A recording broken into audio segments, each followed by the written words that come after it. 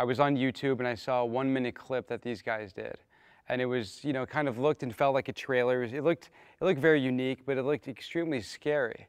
And I was really taken by it. We watched so many videos, but this really stood out. And I ended up getting their email addresses, reached out to them, and when they gave me their movie to watch, I was just blown away. And truly, I shared it with my colleagues, and we see many movies, and we all see many movies, and this is one that just felt genuinely authentic, real. There was an artistry to it, but at the same time, it was fun, it was scary, and I wanted to be in business with these guys.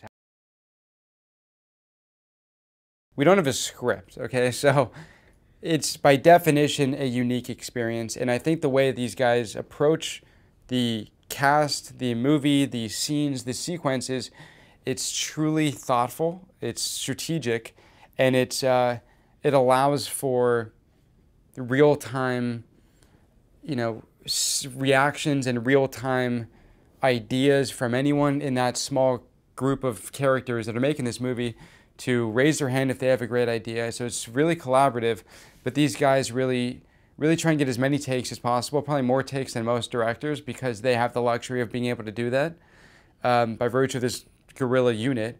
And they're really great in post, and they get what they see, they get what they want, and they have a strong point of view, and they're exactly the kind of director you would want directing your movie and to be directed by.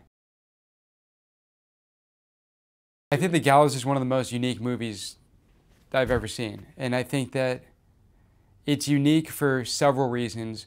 One of them is the story they wanted to tell was, we've never seen a hangman or the iconography of the rope. We've seen paranormal, we've seen different types of hauntings, we've seen Freddy Krueger, we've seen Chucky. We've never seen that as a villain. At the same time, the way they approach this high school movie in a John Hughes-esque kind of way really allowed for real emotion and real care and real characters and honest kind of ideas of how real high school is like.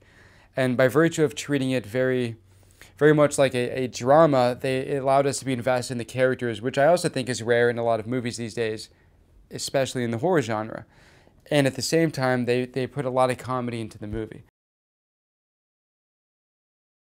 When I first reached out to them, it was as a producer. I'm a producer. I'm really a manager and producer at Management 360. But when I saw it, I saw, God, there could be potential here to be, God, you know, stars aligned, paranormal activity of another name. And after getting to know them, I started to represent them because I thought that these guys have a very long career ahead of them.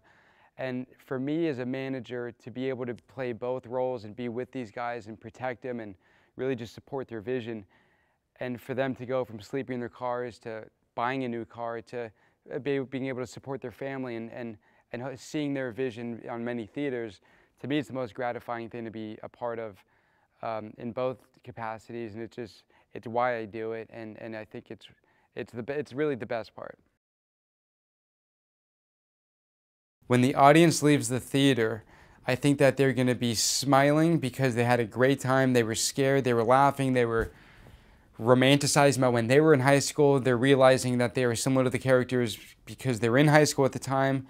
And I think that it's a universal quality that this movie has that I think could work around the world, in the sense of we've all either been to high school or we're in high school or some form of school, and the idea of school after dark is scary.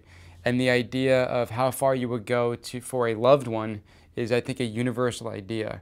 And we have the big themes of, you know, courage, bravery, loyalty, and really those big Shakespearean ideas within this very small movie that I think is bold and noisy and fresh.